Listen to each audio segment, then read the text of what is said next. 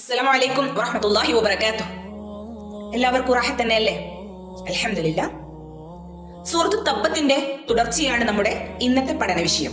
ഇൻഷാ അല്ലാഹ് മുഹമ്മദ് നബി സ്വല്ലല്ലാഹു അലൈഹി വസല്ലം അല്ലാഹുവിന്റെ കൽപ്പന പ്രകാരം സഫാ കുന്നിന്റെ മുകളിൽ കയറി തന്റെ അടുത്ത കുടുംബാംഗങ്ങളെ എല്ലാം വിളിച്ചു വരുത്തി അവരോട് പറയുകയാണ്, ലാ ഇലാഹ ഇല്ലല്ലാഹ്, അല്ലാഹു അല്ലാതെ മറ്റൊരു ആരാധ്യനില്ല. ഞാൻ നിങ്ങളിലേക്ക് നിയോഗിക്കപ്പെട്ട പ്രവാചകനാണ്. ഞാൻ നിങ്ങളിലേക്ക് അല്ലാഹു നിയോഗിക്കപ്പെട്ട പ്രവാചകനാണ്.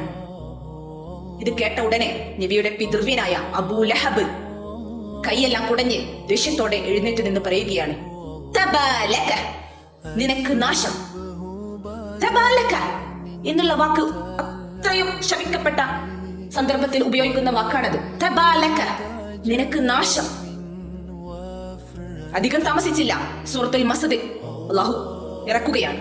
സൂറത്തു തബ്ബത്ത് അതിൽ പറയുന്നത്, തബ്ബത്ത്, അബൂ ലഹബിന്റെ കരങ്ങൾ നശിക്കട്ടെ, വതബ്ബ്, അവൻ നശിച്ചിരിക്കുന്നു.